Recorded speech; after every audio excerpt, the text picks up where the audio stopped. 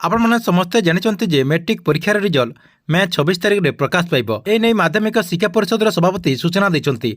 तेबे छात्र छात्री मैंने मे 26 तारिख में केउ वेबसाइट रिजल्ट को सर्वप्रथम चेक करेंगे और एसएमएस माध्यम केमती रिजल्ट को जानीपारे और एथर छात्र छात्री मानक जो डिजिटल सर्टिफिकेट प्रदान कर डिजिटल सर्टिफिकेट को आपने केमती ऑनलाइन माध्यम डाउनलोड करेंगे ता सहित व्हाट्सएप माध्यम केमती डाउनलोड करेंगे और क्यों व्हाट्सएप नंबर में सर्टिफिकेट को आपने डाउनलोड करेंगे यही वीडियो माध्यम आपने पूरा डिटेल जानीपारे। से भिडियोटी को शेष पर्यंत देखो। ता पूर्व वीडियो को गोटे लाइक कर दिंतु और जो मैंने चैनल को नुआ आसवे चैनल को सब्सक्राइब कर पाखर थिबा बेल आइकन को क्लिक करके ऑल नोटिफिकेशन ऑन कर दिंतु।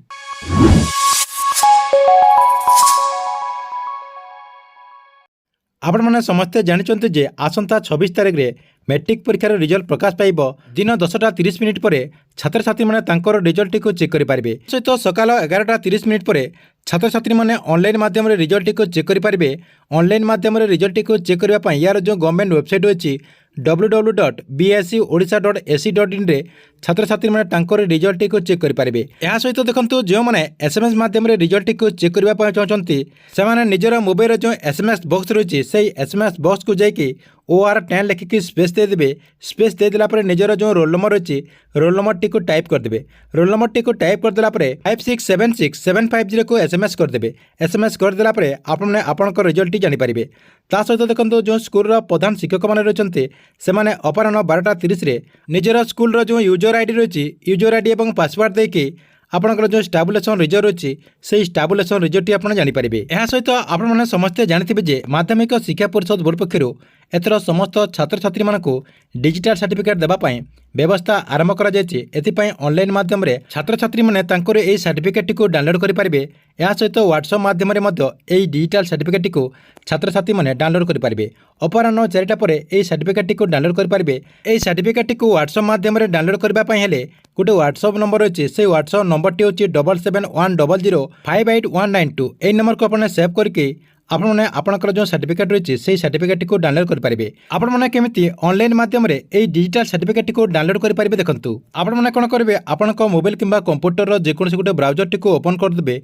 ओपन करदेकि से सर्च करदे bscodisha.ac.in।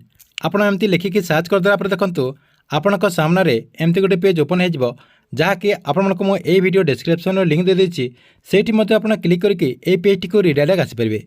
देखो ये पेज टी को आसीगला ये आपंकर जो गोटे स्क्रोलिंग हो देखिपारे ये देखो जो स्क्रोलिंग होती आपंकर लेटेस्ट आपंकर रिजल्ट चेक करने गोटे ऑप्शन आसीज। एमती जो स्क्रोलिंग होती एमती आपंकर गोटे ये ऑप्शन आसीज से क्लिक करदेला आपण सामने आउ गोटे पेज ओपन हो। देखो यहाँ आपंकर जो दिन रिजल्ट प्रकाश पाइब जहाँकि 26 तारिख में आपने यही अपडेट को जानीपारे। देखो ये आपंकर से क्लिक करदेला से ऑप्शन रे आपन क्लिक करदेला आपण सामने आउ गोटे पेज ओपन किंतु एमती गोटे पेज ओपन हो जहाँकि ये आपने देखिपारे प्रथम रही आपंकर type of examination. Type of examination रे आपन क्लिक करदेला ये आपंकर 3टी ऑप्शन रही। प्रथम देखो आप कौन करेंगे AHSC रे क्लिक करदे। तापर देखो आपंकर आउ गोटे ऑप्शन रही एग्जामिनेशन ईयर रही।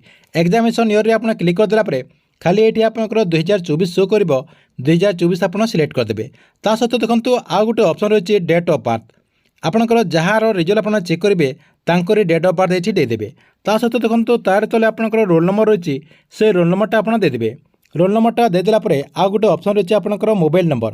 आपंकर जो मोबाइल नंबर अच्छी से मोबाइल नंबरटा आप देदेवे। आपंकर मोबाइल नंबर देदेला ये आपंकर गोटे OTP आसो जहाँकि 30 सेकेंड भितर आपको से OTPटा ये देवाक पड़ो।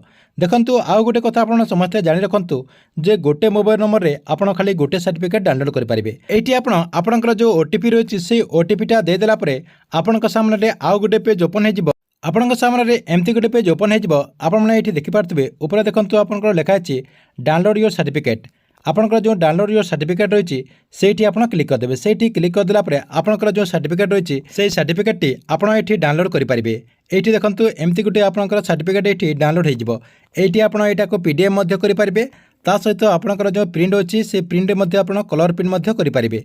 यह सहित देखो जो मैंने व्हाट्सएप माध्यम ये सर्टिफिकेट को डाउनलोड करने चाहते से व्हाट्सएप माध्यम डाउनलोड करेंगे। व्हाट्सएप माध्यम डाउनलोड करने को हेले आपणकर जो व्हाट्सएप नंबर रही माध्यमिक शिक्षा परिषद बोर्ड पक्षर जो व्हाट्सएप नंबर दी जाऊँगी से व्हाट्सएप नंबर को आपको सेव करने को पड़ो।